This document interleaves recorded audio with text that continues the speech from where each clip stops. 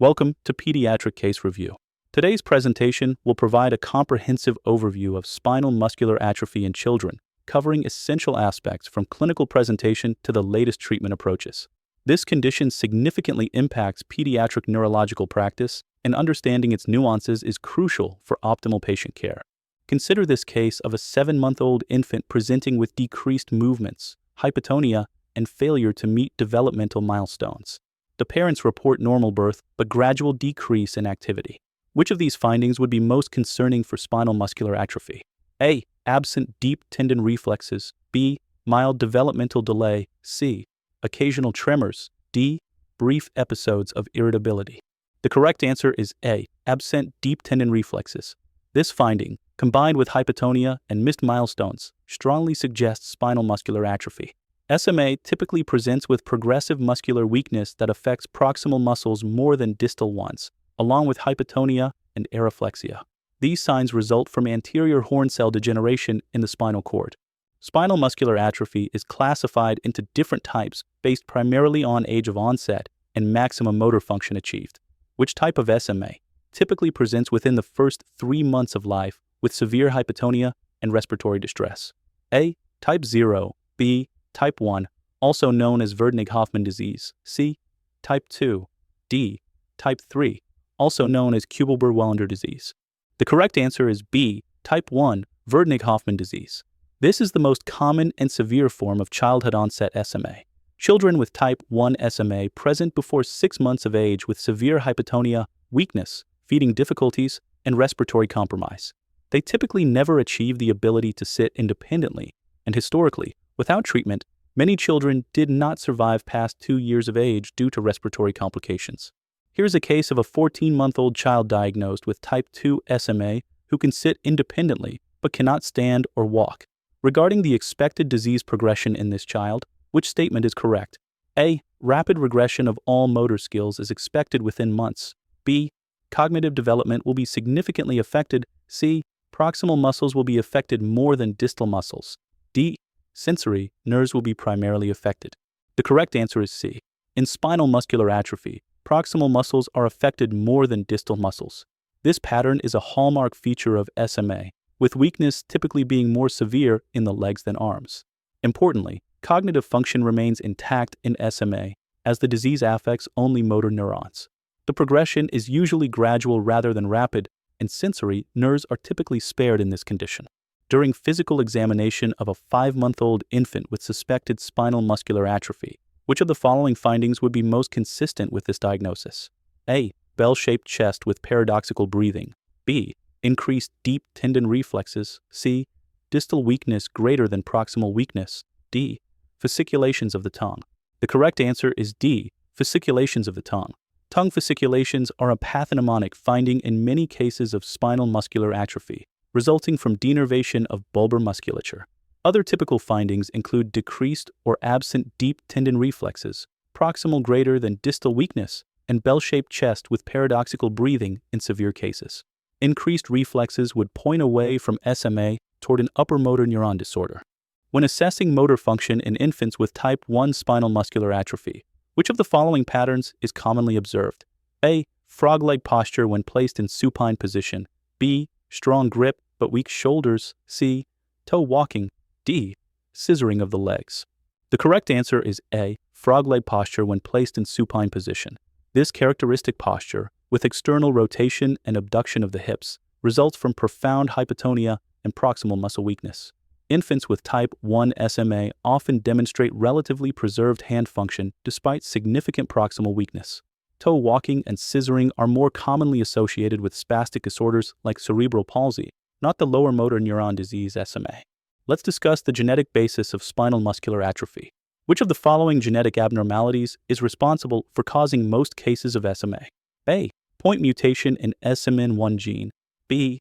Homozygous deletion or mutation of SMN1 gene. C. Trinucleotide repeat expansion. D. Mitochondrial DNA deletion. The correct answer is B. Spinal muscular atrophy is caused by homozygous deletion or mutation of the SMN1 gene located on chromosome 5q. This gene produces survival motor neuron protein, which is essential for motor neuron function and survival. Disease severity is influenced by the number of copies of a similar gene called SMN2, which produces a small amount of functional SMN protein. More SMN2 copies generally correlate with milder disease forms. At the molecular level, how does deficiency of survival motor neuron protein primarily lead to motor neuron degeneration in spinal muscular atrophy? A. Disrupted RNA processing in motor neurons. B. Mitochondrial dysfunction only. C. Increased oxidative stress only. D. Direct muscle fiber toxicity. The correct answer is A. Disrupted RNA processing in motor neurons. The SMN protein plays a critical role in the assembly of small nuclear ribonucleoproteins, or SNRNPs, which are essential components of the splicing machinery that processes messenger RNA. Motor neurons appear particularly vulnerable to defects in this cellular process. While mitochondrial dysfunction and oxidative stress may contribute secondarily, the primary pathogenic mechanism involves disruption of RNA processing. A 9-month-old presents with hypotonia, weak cry, and areflexia. You suspect spinal muscular atrophy. Which of the following should be ordered as the first-line diagnostic test? A. Muscle biopsy. B. Genetic testing for SMN1 and SMN2. C. Electromyography. D. Creatine kinase level. The correct answer is B. Genetic testing for SMN1 and SMN2. This test is now considered the gold standard for diagnosing spinal muscular atrophy, with greater than 95% sensitivity and specificity. It can directly detect homozygous deletions or mutations in the SMN1 gene. Additionally, determining SMN2 copy number provides important prognostic information and guides treatment decisions.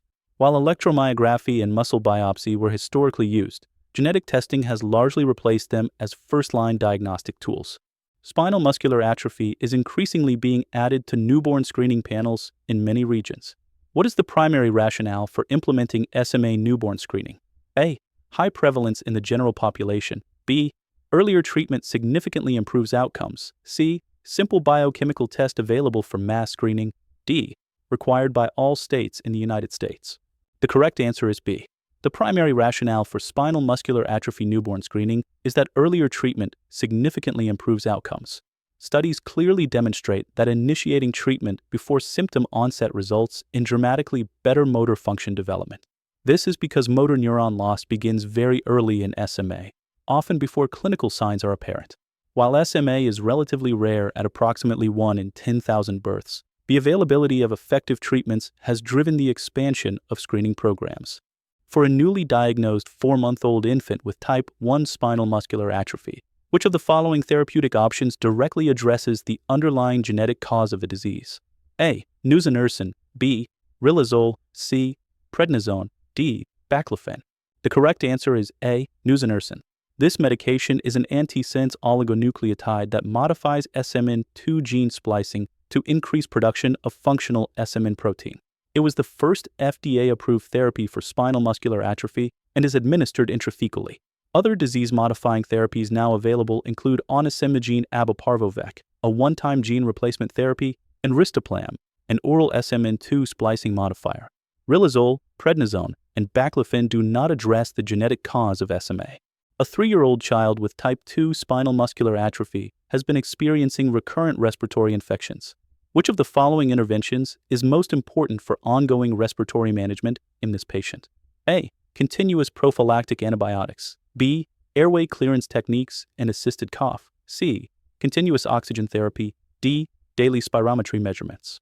The correct answer is B. Airway clearance techniques and assisted cough. Children with spinal muscular atrophy have weak respiratory muscles leading to ineffective cough and secretion retention, which predisposes them to recurrent infections and atelectasis. Regular airway clearance is essential for preventing complications. Comprehensive care for SMA requires a multidisciplinary team including pulmonology, neurology, orthopedics, nutrition, and physical therapy working together to address the complex needs of these patients.